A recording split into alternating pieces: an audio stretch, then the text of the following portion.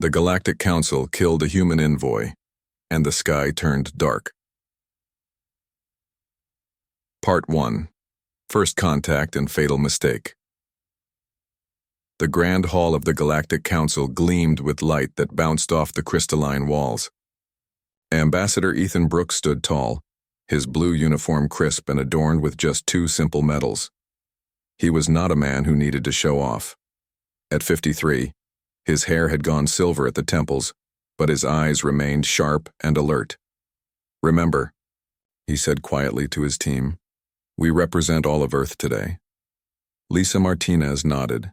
As his executive officer, she had spent 3 years preparing for this moment. Her dark hair was pulled back in a neat bun, and her hand rested near her pocket where she kept a small stone from her hometown in New Mexico.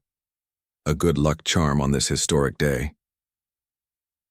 "The council is ready for us," said Dr. Alan Price, adjusting his glasses. The scientist looked out of place in his formal wear, more comfortable among his research than in diplomatic settings. Still, no one knew alien biology better than him. The three humans walked forward as the massive doors slid open. This was humanity's formal introduction to the 27 species that made up the Galactic Council, after 2 years of preliminary communications. The council chamber was massive, with delegates seated in rising tiers around a central speaking platform. Some aliens looked almost human. Others were so different that Brooks had to remind himself not to stare. One delegate appeared to be a collection of floating lights, while another resembled a giant insect with compound eyes that reflected the humans in hundreds of tiny images. "The representatives of Earth may approach," announced the council speaker, a tall blue-skinned being named Vizsla. Her voice was translated through the small devices in the humans' ears. Brooks stepped onto the platform, feeling the weight of 7 billion humans on his shoulders. "Honorable members of the Galactic Council," he began, his voice steady, "I bring greetings from Earth. We come seeking friendship and knowledge, offering the same in return." Most of the council members watched with interest. But in the Valaxian, Section Councilor Jetka narrowed his 4 eyes. The Valaxians had dominated council politics for centuries. Humans were an unknown factor that could upset the careful balance of power Jetka had built. "Another primitive species seeking protection," Jetka whispered to his aide. "Yet their technological advancement from their first spaceflight to now is troubling." Brooks continued his speech, unaware of the calculating stare. He spoke of Earth's history, its diversity, its hopes for the future among the stars. When he finished, polite applause rippled through the chamber. The formal introduction went on for hours. Questions were asked and answered. Treaties were presented for review. Through it all, Brooks remained diplomatic and calm, even when some questions seemed designed to provoke. "And what of your military capabilities?" asked a reptilian delegate. "From the 3rd tier. Earth maintains defensive forces," Brooks answered carefully. "But we come in peace, seeking cooperation rather than conflict." Lisa noticed how some council members exchanged glances at this answer. She made mental notes of which species seemed friendly and which seemed suspicious. The Meraxians smiled with their eye stalks, a sign of genuine pleasure in their culture. The Valaxians remained stone-faced. As the session neared its end, Brooks prepared for the traditional exchange of gifts. He had been briefed extensively on council customs. From a polished wooden box, he removed a small crystal globe of Earth. "A symbol of our world," he said, "crafted by our finest artisans. Inside is a secure data crystal containing our music, art, and literature." He stepped forward to present it to the council speaker. As he did, his sleeve pulled back slightly, revealing his wristwatch.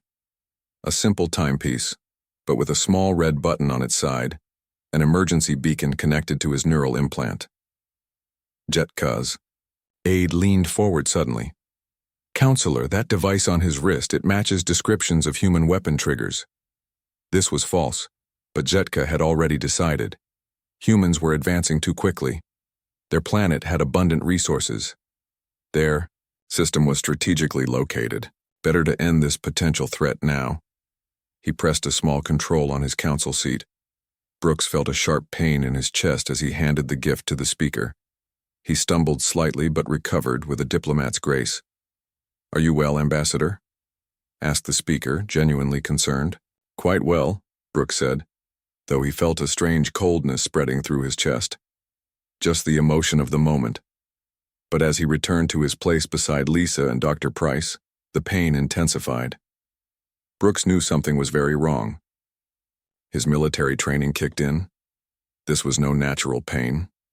"Lisa," he whispered, "I think I've been—" He collapsed before he could finish. Dr. Price knelt beside him immediately, medical training taking over. "Ambassador Ethan!" Price checked his pulse, finding it weak and irregular. The council erupted in confusion. Medical staff rushed forward. Lisa watched in horror as Brooks's face turned ashen. "What's happening?" she demanded, looking from Price to the alien medical team now surrounding Brooks. "His heart is failing," said a Maraxian doctor, scanning Brooks with a handheld device. "No clear cause." In the confusion, no one noticed Jetka's satisfied expression. Brooks felt his consciousness fading. With his last strength, he pressed the emergency button on his watch. His neural implant activated, sending a one-word message directly to Earth Defense Command over a quantum channel no alien technology could detect. The message was simple: betrayal.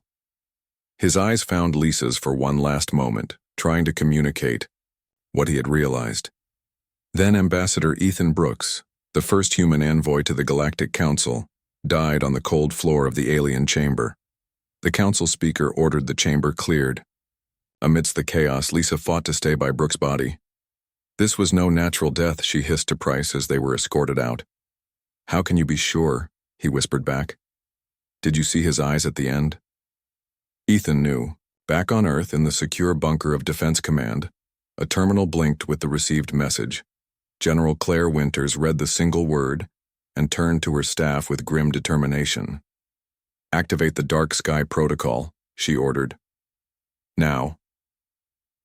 Across Earth military bases went on high alert.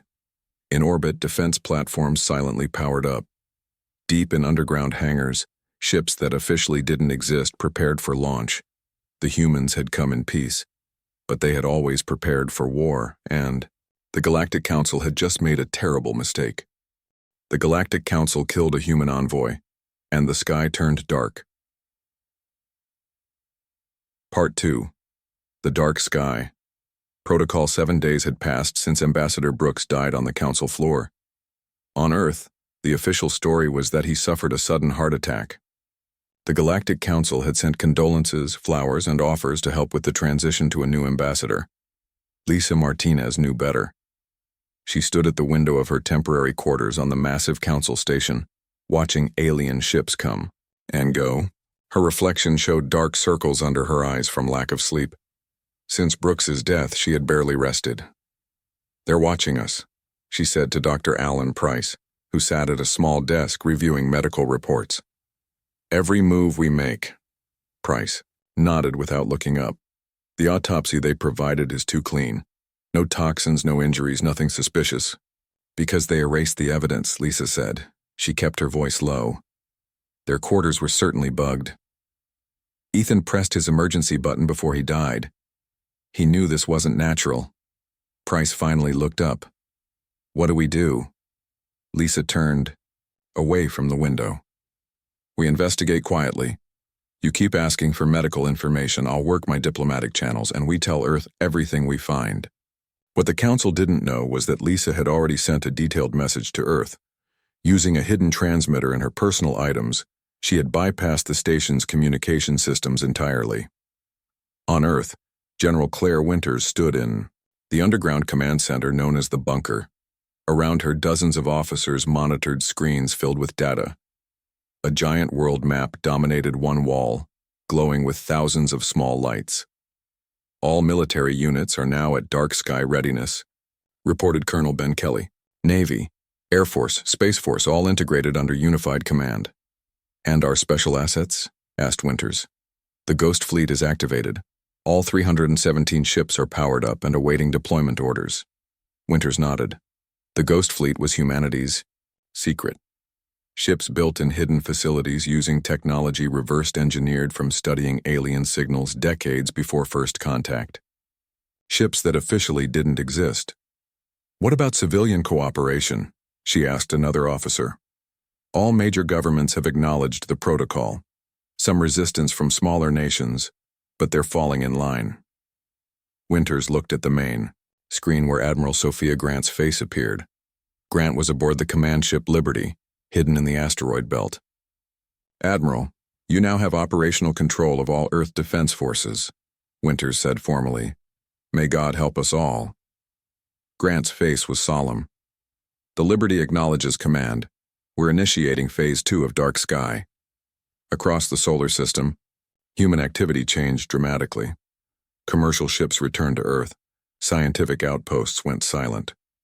Communication with alien vessels ceased completely. Then Earth itself seemed to vanish from galactic monitoring. Thousands of stealth satellites activated, creating a field that blocked most scans from penetrating Earth's orbital space. To alien observers, it appeared as if a dark curtain had fallen around the planet.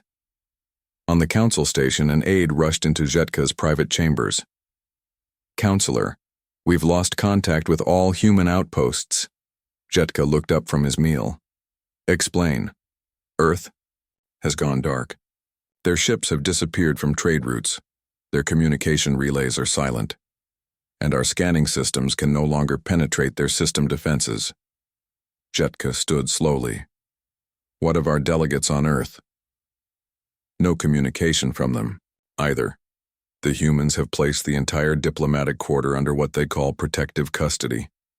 For the first time, Jetka felt a flicker of concern. This was not the reaction he had expected from a primitive species. The humans were supposed to accept their ambassador's death, appoint a new one, and continue the integration process. A process Jetka had carefully designed to keep Earth dependent on Valaxian technology. Call an emergency council meeting, he ordered. The council chamber was tense as representatives from 27 species argued about the human situation. They've locked up our people, shouted the Dresian ambassador, his scales flaring with anger. Not locked up, placed under protection, corrected a Maraxian delegate. My sources say the human authorities are treating them well, but restricting their movements and communications. This is clearly leading to war, insisted another. The speaker called for order. We have a communication request from Earth. Their defense command wishes to address the council. The large central screen activated. General Winters appeared, her uniform crisp, her expression severe. Greetings, Galactic Council, she said. I am General Claire Winters of Earth Defense Command. I speak for Earth during this time of transition. General, the speaker said carefully, we are concerned about the sudden change in Earth's posture. Your diplomatic staff here informs us they have received no instructions. Your ships have vanished from agreed routes. You have restricted our representatives on Earth. These actions appear hostile. Earth is not hostile, Winters replied. Earth is cautious. The unexpected death of Ambassador Brooks has raised security concerns. Until a full investigation is completed, we have enacted protective measures.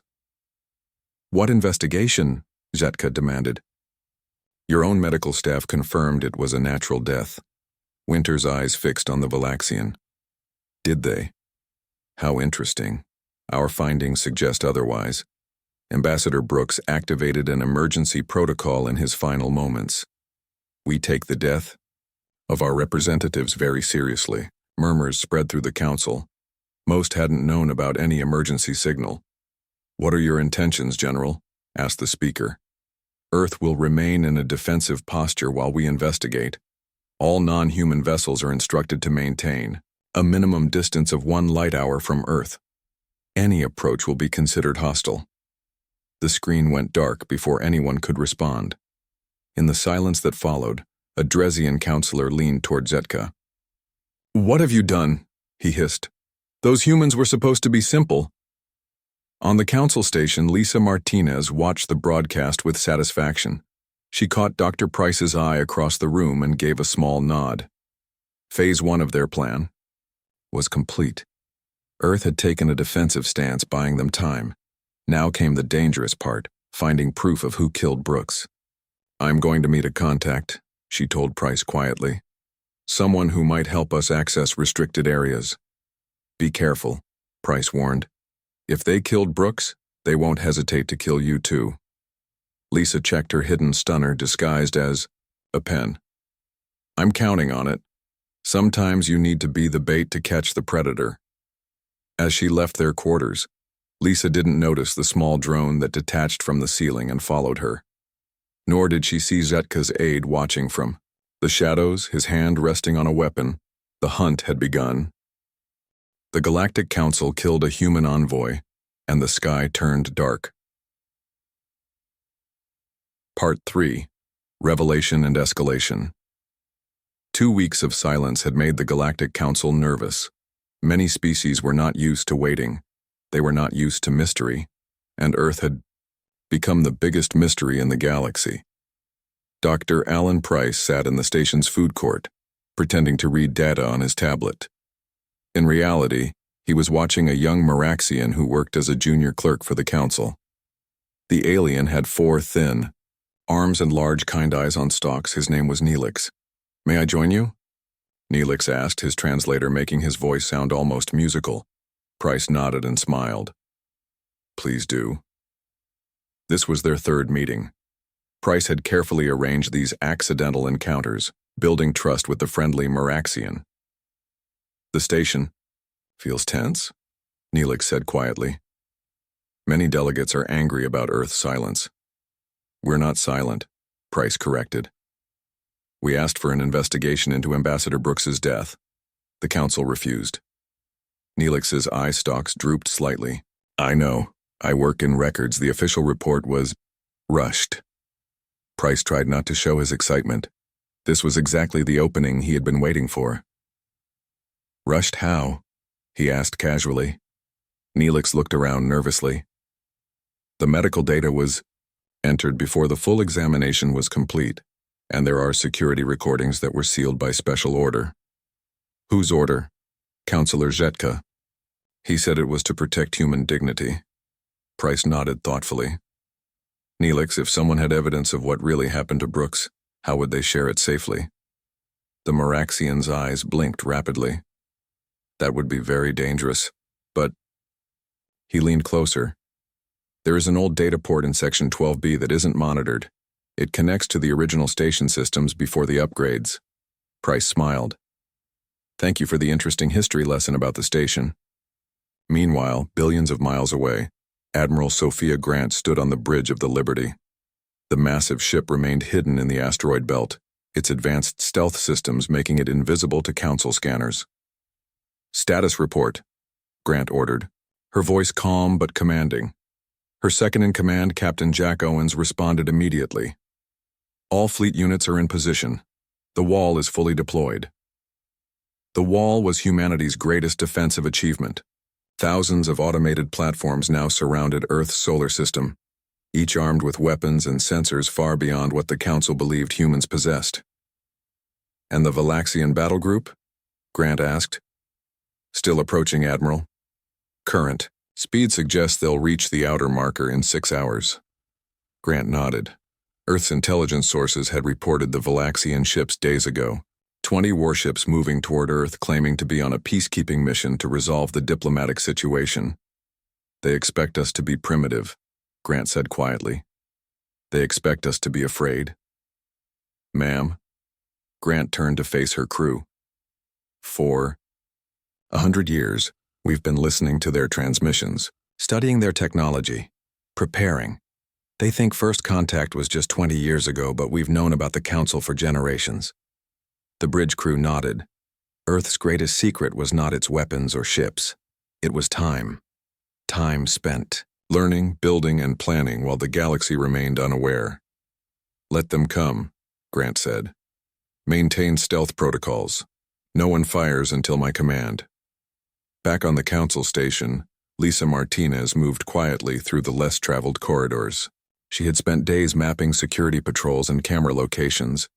Now she approached Section 12B, where Dr. Price had told her about the old data port. She didn't notice the small tracking device that had been planted on her jacket. nor did she see Jetka's security chief following at a distance. Lisa found the data port and quickly connected her specialized device. It began downloading station records immediately. After a few tense minutes, the download completed. She had everything: security footage, medical scans, internal communications. As she turned to leave, she found herself facing 3 Valaxian security officers. "Human Martinez," one said coldly. "You are in a restricted area." Lisa smiled. "I got lost, still learning my way around this big station. You have access to data port. That is a security violation." "Is it? I was just checking my messages." Lisa knew her excuses wouldn't work, but she needed to buy time. Her download device was also a transmitter. It had already sent the data to Dr. Price's tablet. "You will come with us," the Valaxian stated, reaching for her arm. Lisa moved quickly, her military training taking over. She struck the Valaxian's arm away and sprinted down the corridor. Alarms began to sound throughout the station. In the council chamber, an emergency session was interrupted by the alarms. Jetka received a message on his private channel and smiled. "Honored speaker," he announced. "We have caught a human spy accessing restricted systems. This proves Earth's hostile intentions." The chamber erupted in shocked voices. Dr. Price, sitting in the observer section, slipped out quietly. He had received Lisa's transmission and needed to find a secure place to review it. Near Earth's orbit, the Valaxian battle group approached the invisible line that Earth had drawn. "No sign of human defenses," reported the Valaxian commander to his crew. "Their primitive sensors haven't even detected us yet." His second-in-command looked nervous. "Sir, the humans warned all ships to stay 1 light hour from their planet. We are about to cross that boundary." The commander laughed. "And what will they do? Their technology is centuries behind ours. This show of force will bring them back to the negotiating table where they belong." As the Valaxian ships crossed the boundary, sensors across the wall activated. On the Liberty, Admiral Grant received the alert. "They've crossed the line," Captain Owens reported. Grant's face hardened. "Send the warning." A single message was broadcast on all frequencies. "Valaxian vessels, you have entered restricted space. Withdraw immediately." On his flagship, the Valaxian commander was shocked. "How did they detect us? Scan for human vessels." "None detected, sir. The message came from everywhere." The commander recovered quickly. "Ignore it. Continue approach. They're bluffing." Admiral Grant watched the Valaxian ships maintain their course. "They never learn," she sighed. "Deploy Phase 1 countermeasures." Across the void of space, 1,000 platforms suddenly revealed themselves. Weapons locked onto the Valaxian ships. "What is that?" The Valaxian commander gasped as his sensors showed the massive defensive network. Before he could react, precise energy beams struck half his fleet, not to destroy, but to disable. Engines, weapons, and communication systems went dark on 10 Valaxian warships.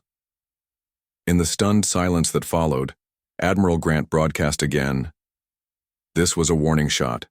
We know what you did to Ambassador Brooks. The next move is yours." On the council station, Dr. Price finally reviewed Lisa's data. The evidence was clear. The security footage showed a small device activated by Zetka just before Brooks collapsed. The medical scans revealed a targeted energy pulse that stopped Brooks's heart. "We've got them," Price whispered. Now he just needed to find Lisa and get this evidence to Earth. But the station was locked down, and somewhere, Lisa was running for her life.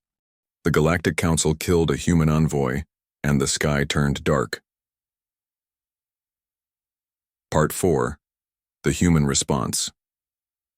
The Galactic Council chamber was in chaos. News of the disabled Valaxian warships had spread quickly. On the main display, images showed the once mighty vessels drifting helplessly in space. "This is an act of war," shouted the Valaxian representative who had taken Jetka's place while the counselor managed the human spy situation. "You crossed their declared boundary after explicit warnings. the Meraxian delegate countered. They showed remarkable restraint by only disabling your ships rather than destroying them. The council had begun to split into factions. 7 species now openly questioned the official story about Ambassador Brooks's death. 12 remained firmly allied with the Valaxians. The others watched carefully, waiting to see which side would prevail. Dr. Alan Price slipped into the chamber, taking a seat near the back. He had spent hours hiding from security patrols. His tablet contained all the evidence Lisa had sent, but he needed a way to present it to the full council. And he needed to find Lisa. His opportunity came when the speaker called for order. "We need facts, not accusations," the speaker announced. "I call for a formal inquiry into both the human defensive actions and the alleged espionage by their diplomatic staff." Price stood up. "Speaker, I request permission to address the council." All eyes turned to him. The Valaxian representative immediately objected. "This human has no standing. His colleague Martinez is a proven spy." "Let him speak," called several delegates at once. The speaker nodded. "Approach Dr. Price." Price walked to the central platform, feeling the weight of the moment. He connected his tablet to the council's display system. "Honored delegates," he began. "Executive Officer Martinez is not a spy. She was gathering evidence about a murder, the murder of Ambassador Brooks." Shocked murmurs filled the chamber. "These are the security recordings from the day Ambassador Brooks died," Price continued. "Watch Counselor Zetka carefully." The display showed Brooks presenting the gift. Then it showed Zetka pressing a control on his council seat. Moments later, Brooks collapsed. "And these are the medical scans," Price said, displaying the data. "The energy signature matches a known Valaxian assassination device, a device that stops the heart but leaves no trace after 1 hour." The chamber erupted. Even Valaxian allies looked disturbed by the evidence. "Where is Counselor Zetka now?" demanded the speaker. "Handling the human spy," the Valaxian representative replied, weakly. "Find them both," ordered the speaker. "Immediately." In a rarely used detention area of the station, Lisa Martinez sat in a small cell. Her hands were bound, and a bruise was forming on her cheek. Across from her, Zetka paced angrily. "You have caused quite a problem, human," he said. "You were supposed to accept your ambassador's death and follow our guidance. Instead, your planet reveals weapons beyond your development level and acts with defiance." Lisa smiled despite her situation. "You made a fundamental error.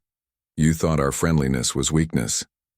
Your species is barely out of its stone age compared to the Valaxians." Zetka sneered. "We let you think that," Lisa replied. "We've been listening to your transmissions for over 100 years, studying, learning, preparing." Zetka stopped pacing. "Impossible. We detected your signals in the late 2050s. By the time you discovered us in 2137, we had already reversed engineered much of your technology. We just kept it hidden, waiting to see if you would be friends or enemies." Zetka stared at her with new understanding and something else. Fear. "And now you've shown us exactly what you are," Lisa finished. Before Zetka could respond, alarms blared throughout the station. The door to the detention area slid open, revealing council security forces led by Dr. Price and Neelix. "Counselor Zetka," announced the head of security. "You are detained pending investigation for the murder of Ambassador Brooks." As Zetka was led away, Price quickly freed Lisa. "The evidence worked?" she asked, rubbing her wrists. "Perfectly. The council is in shock. Several species are already calling for Zetka's immediate trial." Neelix approached them nervously. "Dr. Price, Executive Officer Martinez, the speaker requests your presence in council session." Back on Earth, Admiral Grant stood before the World Security Council. Representatives from Earth's nations filled the chamber. "The Valaxian battle group remains disabled," she reported. "We have also detected 5 more alien fleets approaching from different directions. Some appear to be friendly, others hostile." General Winters nodded. "The galaxy is taking sides." "What are your orders?" Grant asked.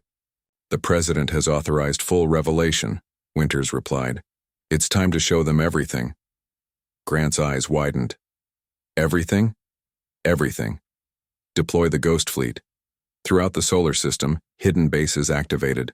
From beneath the Xiaoyi seas, from inside hollow asteroids, from camouflaged lunar craters.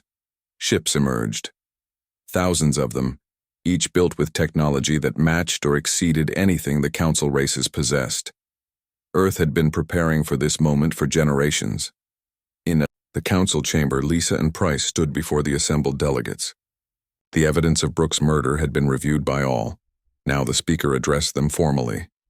In light of these revelations, the Council extends its deepest apologies to Earth for this crime against your representative. Councillor Zetka and his accomplices will face justice according to our highest laws. Lisa stepped forward. Speaker, Earth appreciates this acknowledgement. However, this was not the act of one individual. Our intelligence indicates several Council species were aware of, or involved in, the conspiracy. Nervous glances passed between certain delegates. These are serious accusations, the speaker said carefully. We have proof, Lisa replied. She activated a small device and a holographic display appeared.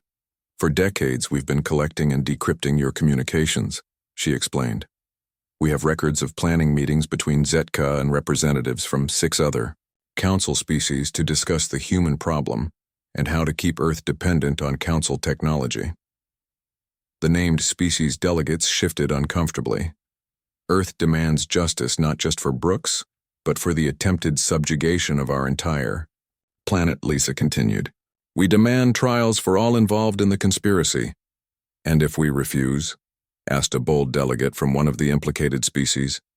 The chamber's main display activated, showing a live feed from Earth space. The Ghost Fleet was revealed in all its glory, thousands of ships in perfect formation. We would prefer peaceful resolution, Lisa said quietly. But make no mistake, we can enforce our demands. Dr. Price added. Earth extended a hand in friendship. That hand was slapped away. Now you see what we've been hiding in our other hand. The speaker was silent for a long moment, looking at the vast human fleet. The evidence will be reviewed, she finally said. If verified, those responsible will face justice. Lisa nodded. Earth agrees to these terms.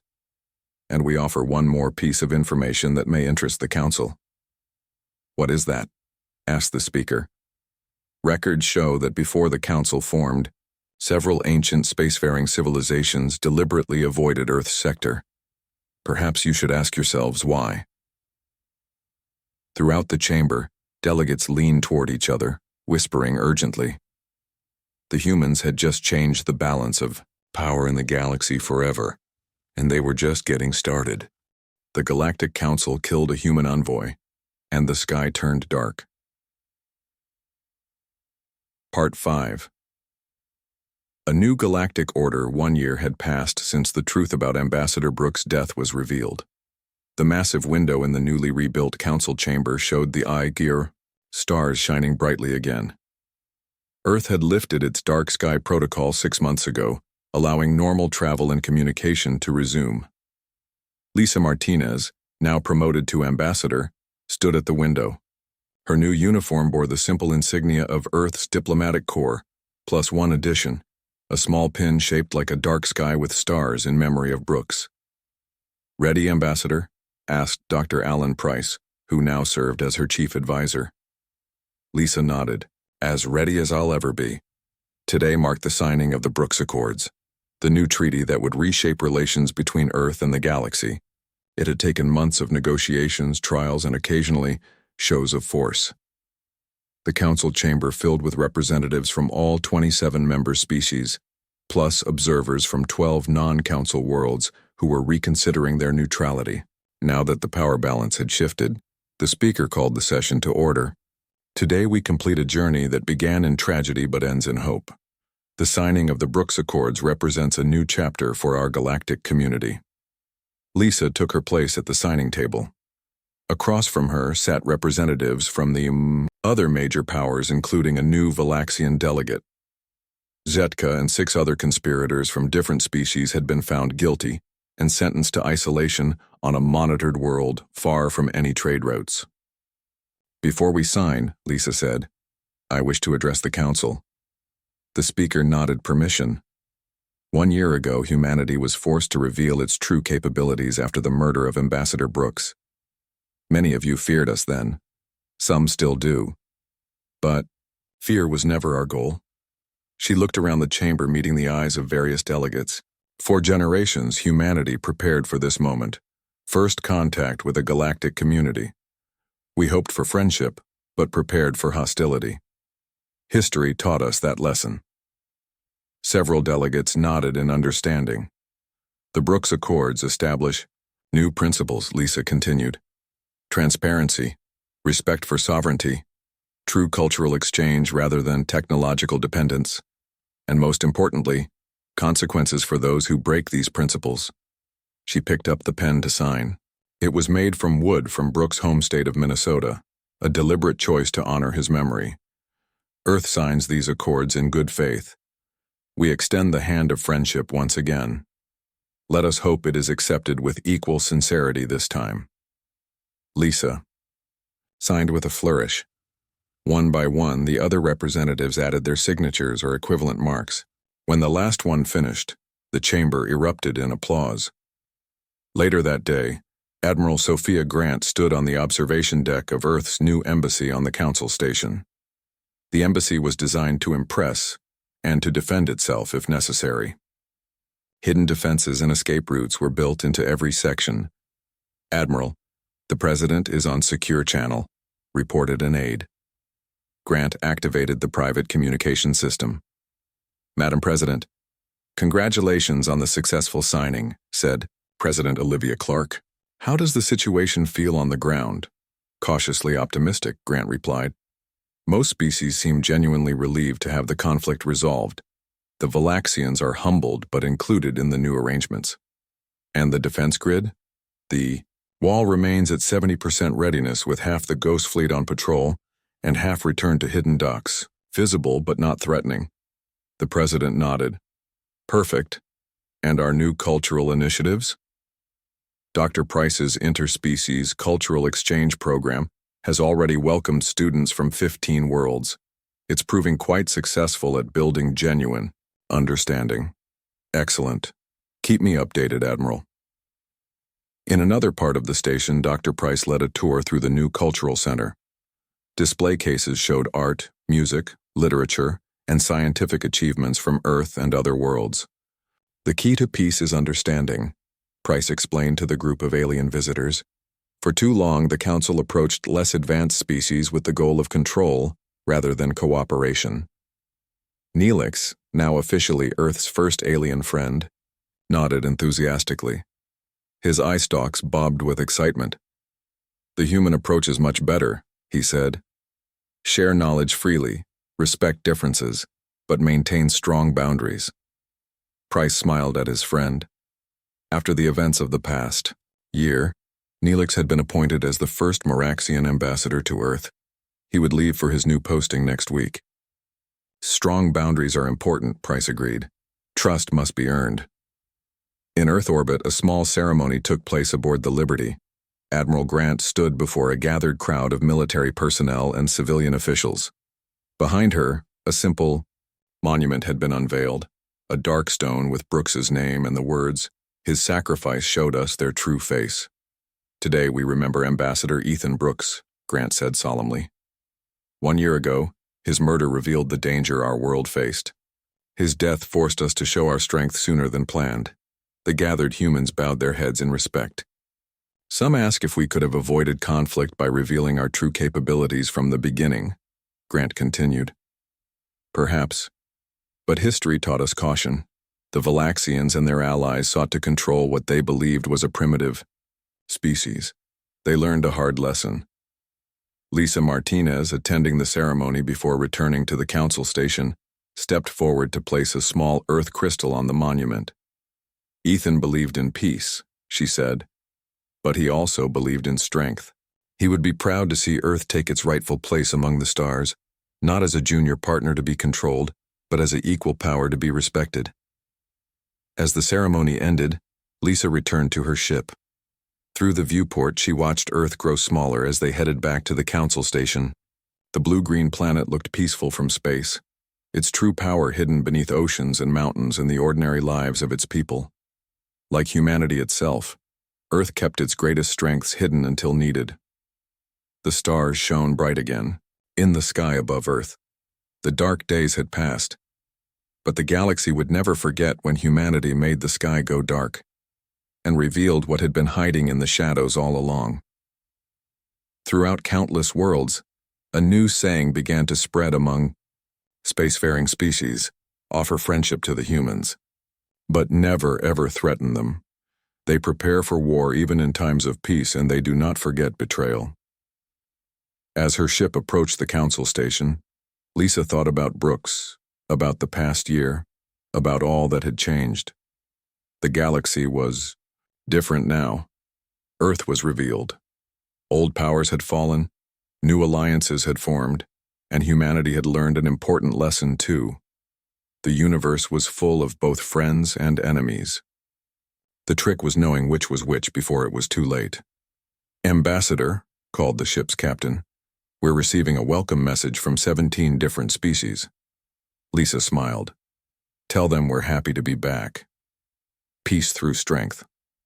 That was the human way, and now it was becoming the galactic way too.